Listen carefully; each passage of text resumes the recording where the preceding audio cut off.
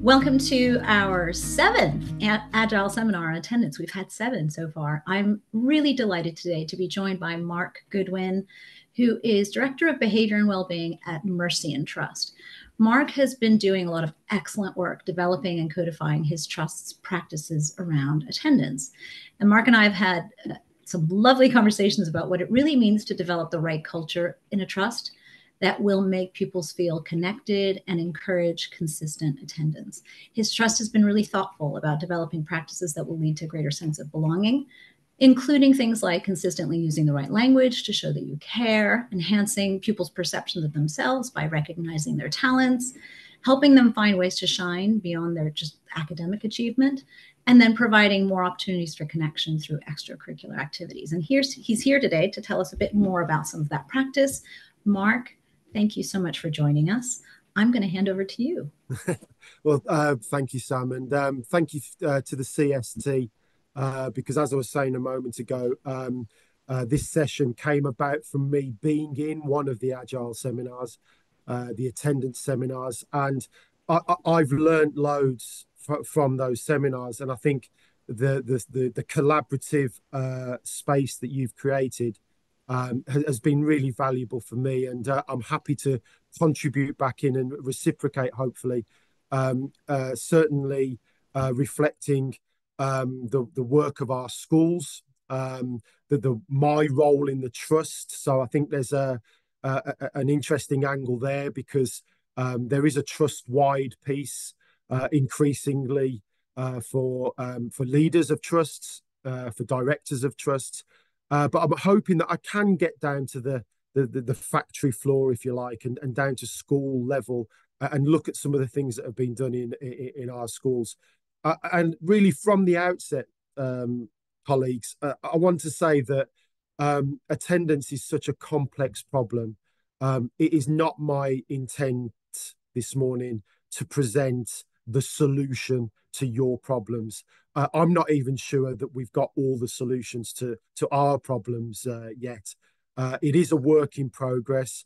The problem is so complex and nuanced that it needs complex and nuanced solutions to the problem. And I think that's been the biggest piece for me, that I've had to move away from probably quite well-established and traditional approaches to attendance, and look at more innovative and creative approaches that come from perhaps a different mindset and a different culture.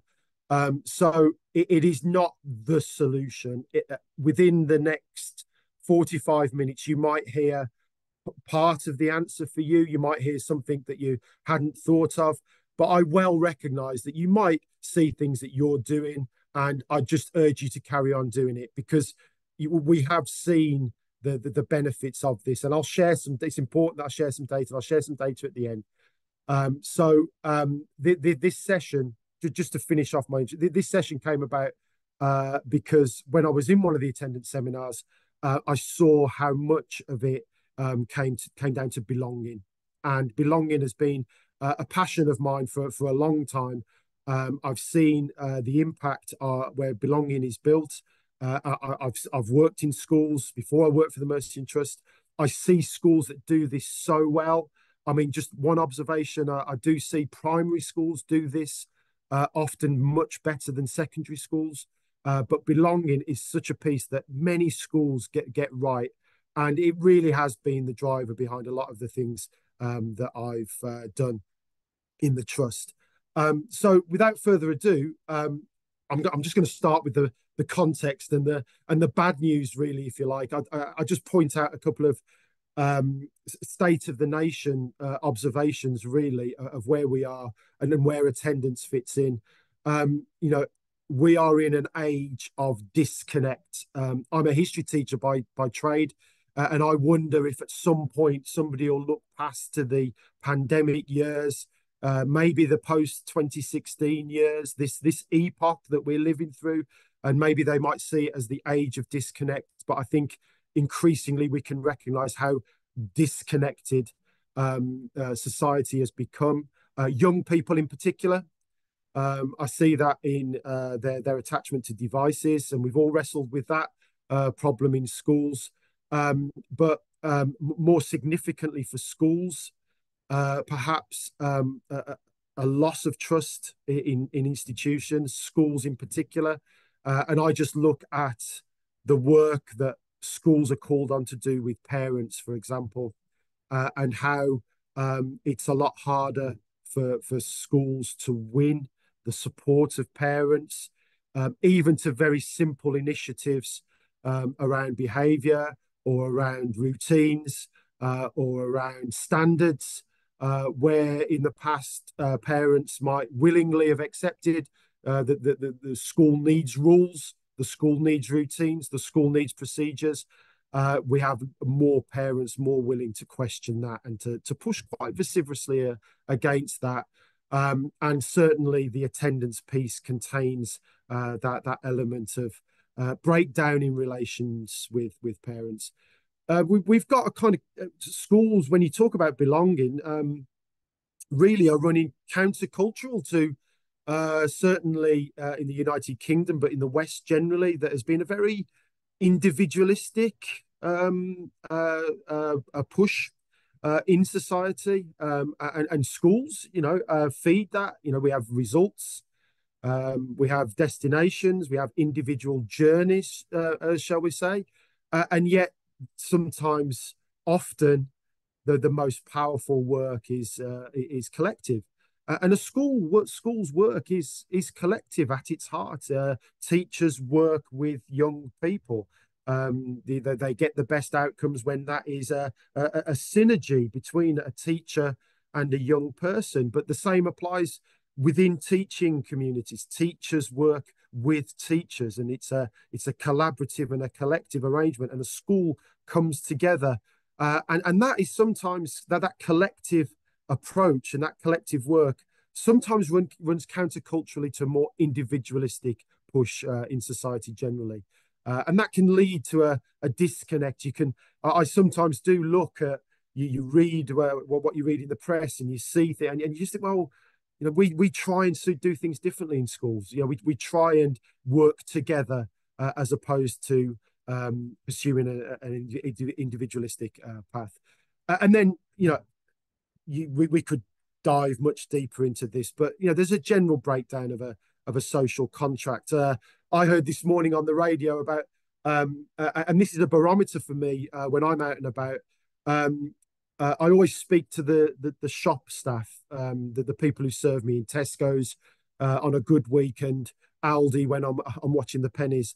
But I always speak to the checkout ladies, and over the last 2 years, they've had a tough time, and I think that's just one small piece of a break. We can't even, society. There are people out there in society who can't even be nice to, a shop assistant, somebody who's, checking their shopping out. And I heard on the radio this morning that one of the big supermarket chains is pushing for legislation to make it's a crime to physically or verbally attack a shop assistant. And what does that tell you about a social contract, about how we rub along and how we get on together? So schools are operating in this disconnected world, and all of the work that I've been doing is really trying to build connection.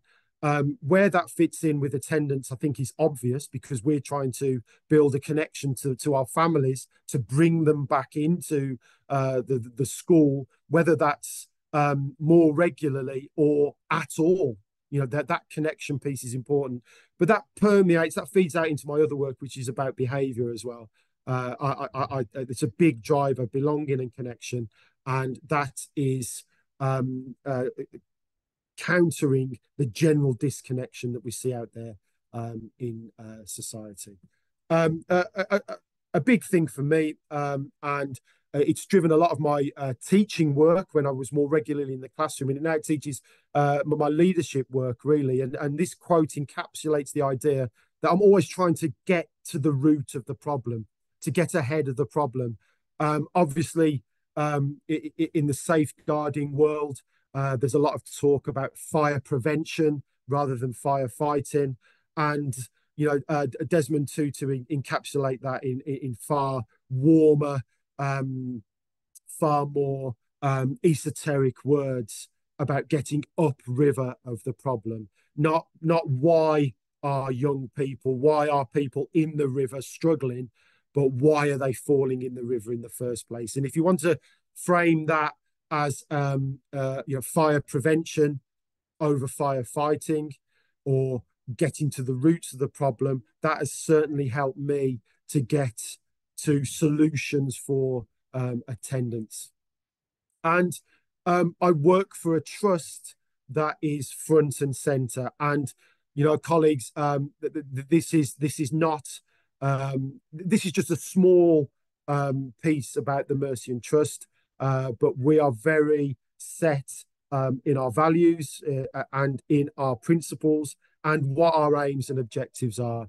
And we are committed to social mobility. The diverse nature of the 9 schools in our trust reflects very different schools, all high schools, but from AP to grammar and every type of comprehensive in between.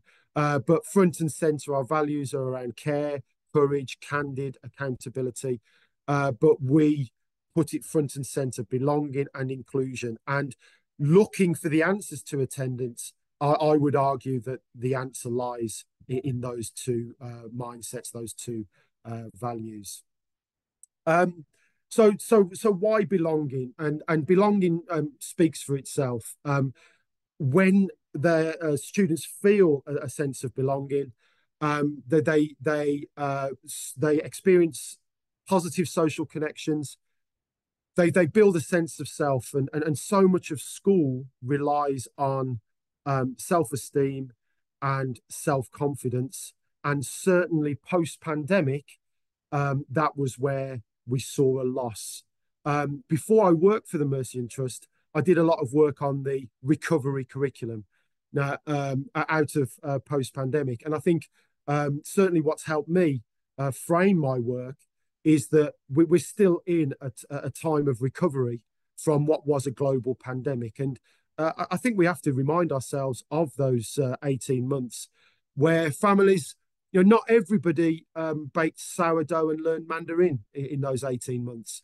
And certainly, I speak as a relatively comfortable middle class professional, and I saw the impact on my peers.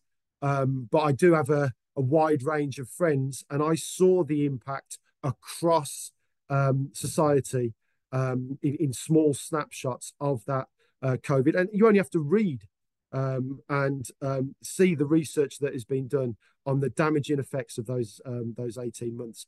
And if we accept that that was at least traumatic, maybe with a small t, if you don't want to get too far into the trauma question. But if we take that period as a time of trauma, then we are still in a period of recovery, and our work should reflect that. So the drop in self-esteem, the drop in self-confidence, where belonging can help in a school. Belonging, if the young people are in school, then the school can help to rebuild that through the learning in lessons, but through the pastoral support and the interventions that young people might be. But they have to be in school to do that. But belonging as part of something bigger than themselves, as part of something that they are collectively part of, can have a massive impact on that, and setting them up for future success. On the other hand, and I suppose this is what we're talking to, the problem that we've got is that we've got disconnected young people and disconnected families. Some of it was in place before COVID. It's not entirely COVID's fault. We had hard to reach students. We had hard to reach families. We had hard to reach schools before the pandemic, but the pandemic has added volume, has accentuated those problems. And now, we've got families, young people who find it hard to fit in. They don't feel like they belong. Those connections are more loneliness, alienation. To be honest, to be quite frank, I'm fed up of seeing another piece of research that tells us how lonely, the mental health. I'm not fed up because of the information it gives us, but I'm determined that there is an answer to that loneliness, to that alienation, to that disconnect. And I see it happening every day in schools. I know all of you are doing this work, and I wish that a light was shined on solutions, as much as an understanding of the problem. More people need to. I accept that more people need to hear that there is a problem, but schools do amazing things to build this and challenge those problems, find solutions to those problems. So a couple of things. So start to really talk about what we've done. And this is an acknowledgement to the CST, because I was at the safeguarding conference before last, so 2 years ago, and I heard about this idea about community anchoring, and I heard about trusts as civic structures, and there's some wonderful work being done on this by the CST, and it planted a seed of an idea for me that we, as a trust leader, I could do something in one of our schools that would really start to capture that idea and deliver that idea of a school as a community anchor, as a centre within the community. And I mean, very quickly, Tipton is in an area of high deprivation, and it is itself an area of highest deprivation. Colleagues, I'm sure you've all got these schools. You either work in this school, or you know these schools, or you've got these schools in your trust. Tipton has socio-economic problems. It regularly features in those news stories about the worst place to live. Our local papers regularly remind their readers of just how bad Tipton is. They'll find a story. We feed them as much as we can about positivity, about what the school does. But I don't know what it is, but they don't seem that interested in those stories. And they'll tell us about the latest joyriding, the burnt out house, the antisocial behaviour of young people in that area. So Tipton is an area of socio and economic deprivation, and that brings with it its problems. The school does wonderful work generally, but we tried to capture that over the last 18 months. The project was called Tipton Can, which reflects a positive mindset that isn't always present in the community, because a lot of people in Tipton will tell you that they can't. The kids will tell you that they can't, and they will tell it in their own inimitable way, which is something a car do it, sir. And we've led a project that shows them that they can. And the heart of that project was going to what they do well. And in Tipton, there's a really strong community. They will literally do anything for each other. And we took that value, we took that value and we learned with that value, because this was about helping each other. We as teachers, as a school, will help you to learn. We as a teachers in a school will help you to come together. We as a school will help you to access the resources that you need. We as a school will signpost. We can't do everything, but we can signpost you to. We are here to help. And it shifted that idea that we were a school that did to the community, and we did with the community. So the project I've summarized it there. You can find out more. Kezia Featherstone, the wonderful Kezia Featherstone, I'm fortunate to work with a head teacher like Kezia, who is inclusion to the bones of her body. She's inclusion, so it reflects a long period of work that she's worked in this. But we brought together the community, so we've had several summits of the community that certainly in the early stages pulled together politicians, which was incredible, but public health, social services, as well as education, and trying to pull in the primary schools and other secondary schools. And colleagues, I'm sure you recognise how difficult that is. Schools have become very siloed, And there's probably still work to do in bringing together the secondary schools of the area, but certainly with the primary schools, we've been able to bring them into a project, build relationships, share resources, share ideas, share information about families. I mean, I'll just share one thing that came out of the project was using community spaces. So we've used community spaces to meet our community because there's a resistance to coming to schools. We would regularly use the welfare team to host community events to try and bring in our families, and we'd get one person or we'd get none. We went out into the community and used an old community centre, a church hall, and an old Sure Start centre, and we suddenly started to get more families come, and they were the families that we wanted to see and the families that we wanted to meet. We've also used, which gave us a presence in the community. The school went out. We could meet the pastor at the church hall that we used, who's a powerful voice in the community, and she met us, and the community saw that we were part of the same team. We were part of the same work. We've also used those community spaces as a soft entry for behaviour and attendance. So we've used, we're lucky that just less than half a mile from the school is a kind of adult learning, old college adult learning venue. And we've used that to meet families of our reluctant attenders. So it provides a soft entry. It's not school. It's not coming into school. It's not the officialdom of school. It's something. I mean, to take that another step, we've got a regular seat at the Costas and the Asda Caf, where teachers will meet parents. Teachers will meet parents for attendance, for other meetings where the parents are reluctant to come into school. But we've used these spaces. In the summer, we ran an off-site space for those who were struggling in school. They were struggling in school for a number of different reasons. Some of it was attendance related, some of it was behaviour related, but we ran a learning project.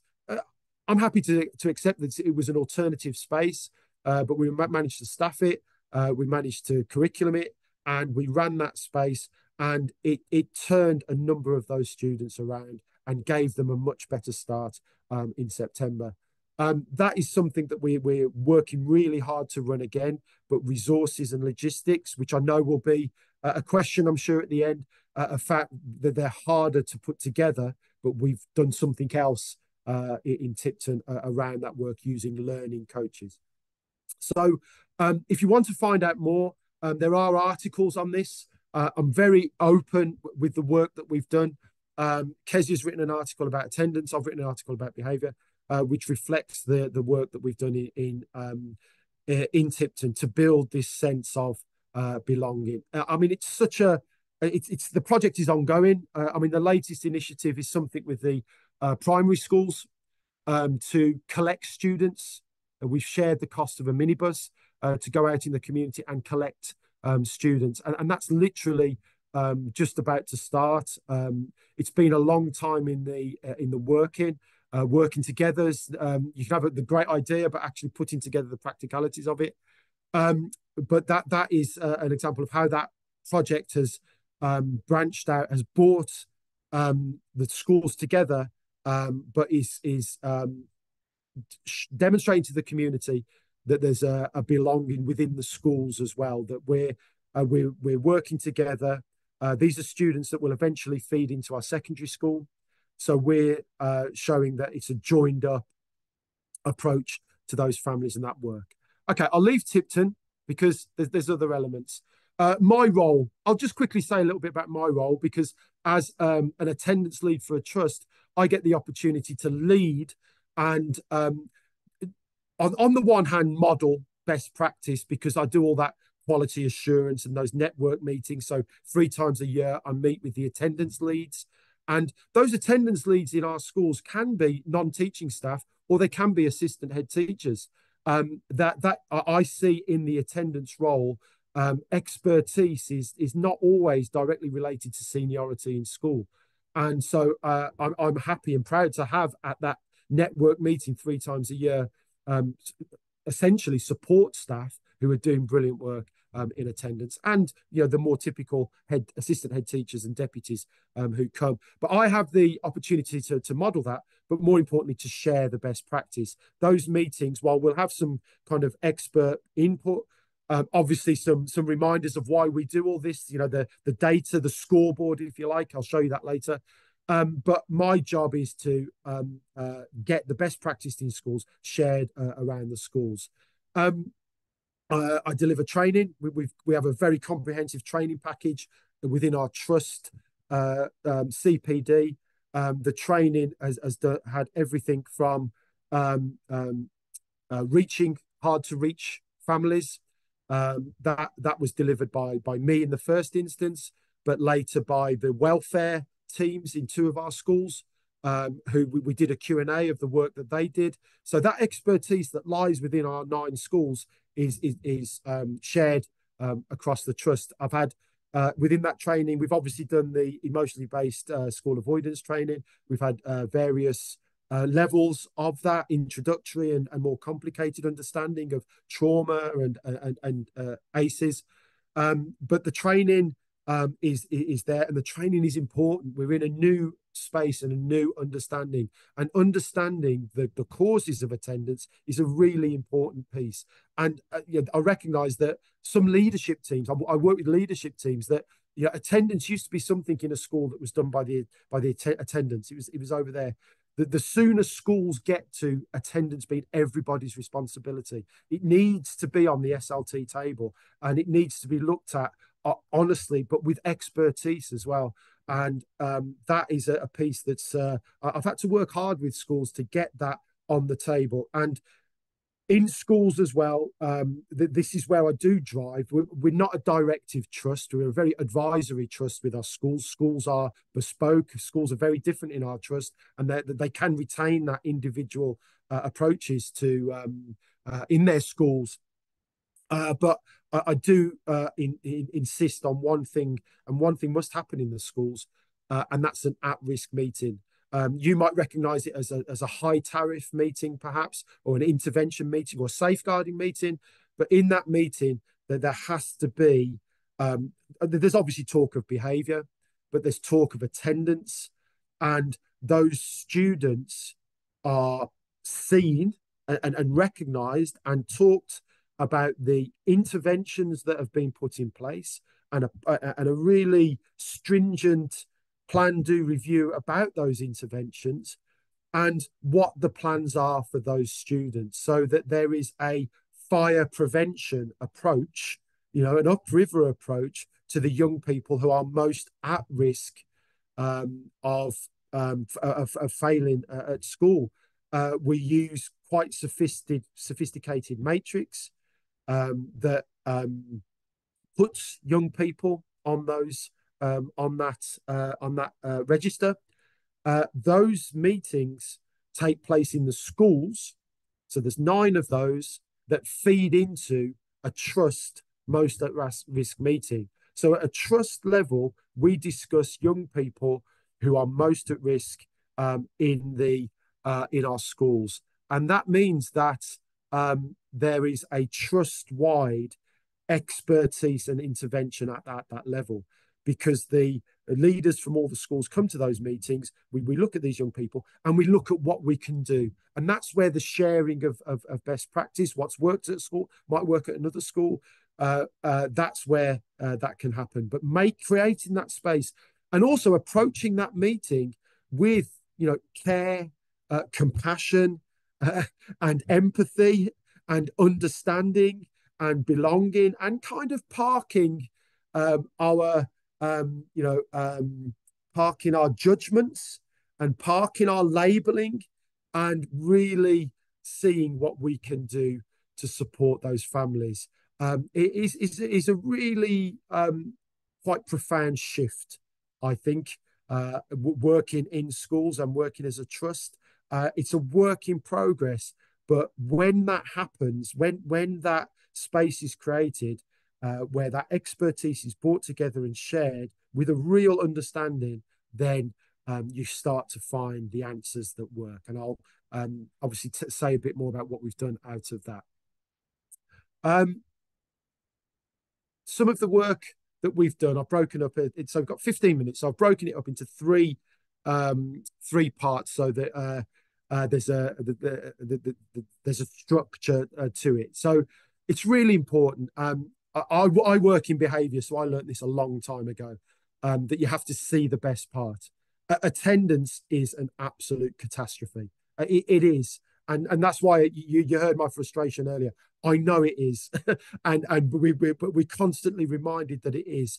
But you have to see the best part, and schools are doing some incredible work, but it's not a short-term, immediate fix. And I've been reassured that all the guidance that we've received from the DfE recently, I think um, has reflected that. This is a long-term project. This is not going to turn around in one school year. It's not going to turn around in 2 school years. We've accepted that as a trust. That doesn't mean that we don't do anything, obviously. It means that we're realistic. And when it feels like you're deep in the pit, and I look at the data, and I'll show you the data later on, and you can quickly sink even deeper into that problem. And you have to see the best part. And that's important as school leaders to do that, because otherwise it can be overwhelming at times. The second piece in this final section is about capacity, because I know school leaders, how do you do this? Where are the people? Where's the staff? And I'll talk a little bit about that. And then the small stuff, the granular stuff that is making a difference. So 5 minutes on each, 3 quick areas. See the best part. We work a lot. I kind of frame the work in schools with push and pull, support and challenge. With schools, we have to challenge. We have to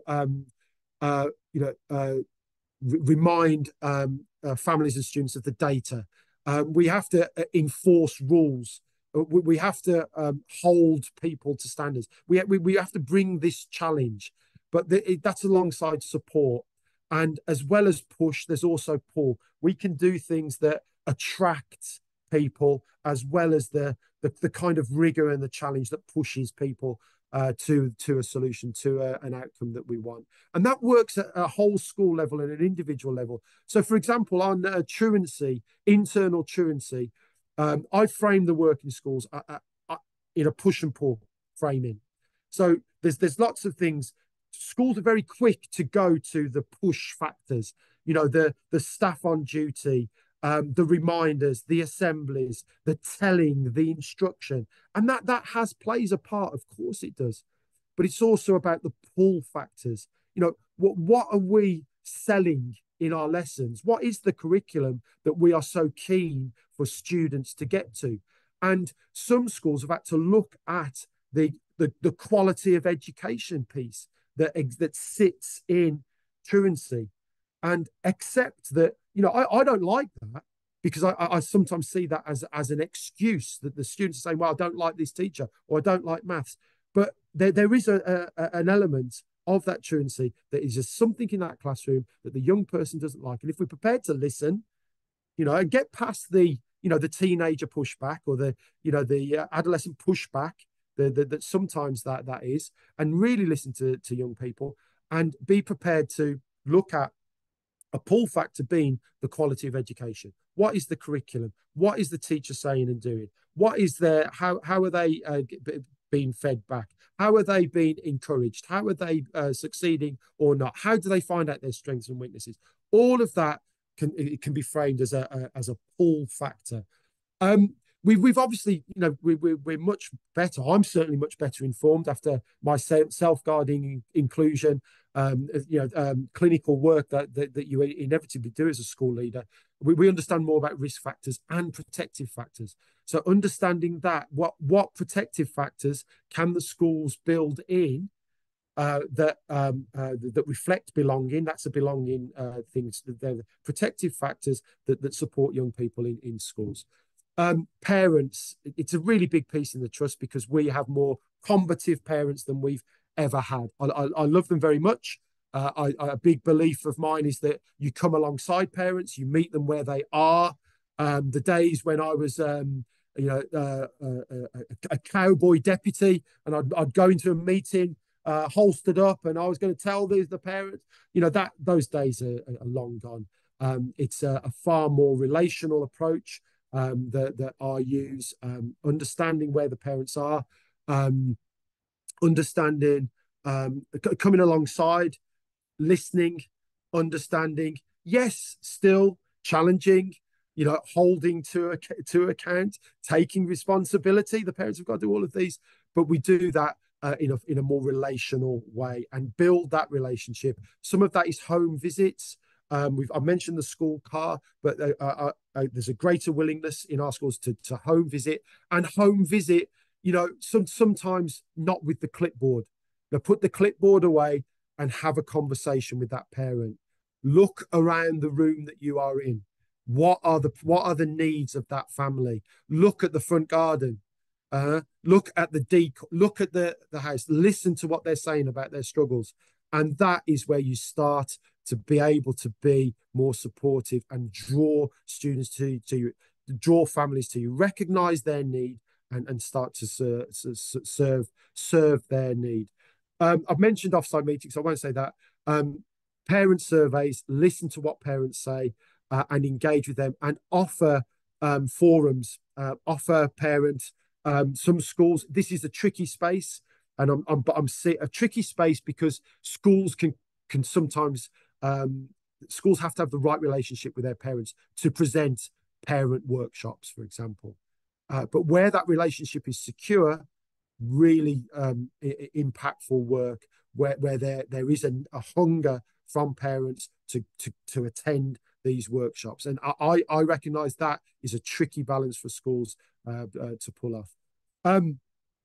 Calls are really important. Language is really important to me. The language of the classroom, the language of the corridor, the language of behavior, the language of relationships, the language of attendance. We use scripted calls for first day absence, scripted calls for the phone calls at the end of the day, setting up the next day, scripted calls for more challenging conversations. I recognize that's not easy, bringing in scripts, but it gives you a security and a confidence around those conversations, because we want to keep the language of belonging, and we don't want to get into the language of combat. We don't want to get into the language of, we want to keep out of that, because that is where parents, are hard to reach parents, might double down and become even harder to reach. So keeping a script, keeping a focus on that allows that relational approach to be secure. I love glimmers. That's new to me. That just in the last couple of months I've heard that term. That's about those glimmers where okay, we've got young people with severe absence. They make it into school for a meeting. That's what I'm talking about. That is to be celebrated and not seen as, yeah, but they've got a long way to go, which is what we sometimes do. They've got a long way to go. Yeah, but they're not there. I know, but that might just be the turning of the wheel that gets us to a better place. So hang on to those glimmers and celebrate those glimmers when they come into school for the first time, when they complete a first week. They complete a first week. They complete a whole day. Celebrate that. We're quick to celebrate 100% attendance. We should be quick to celebrate what is the equivalent of that for some of these young people and some of these families. So number 2, capacity is king. How do you get pastoral staff? We've looked at the roles of pastoral staff at Tipton. We changed pastoral roles. We trained some pastoral staff as coaches. So we brought in some really professional, expert coaching training for pastoral staff so that they could do their job more effectively. Pastoral staff are wonderful people. They care enormously, but a coaching model helps them to have really impactful conversations with a quicker turnaround. We've also employed coaches. We've got some wonderful organisations who have we've simply paid for extra capacity with mentors and coaches. Those mentors and coaches are doing really an attendance project with our most hard to reach across the trust.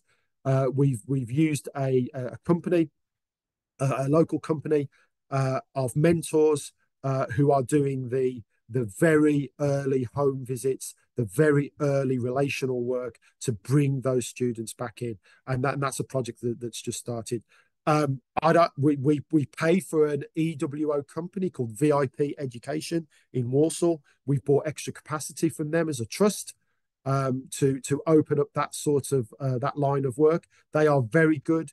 They are very methodical, and they use all the letters and phone calls that you would expect them to do, right up to fining and court action.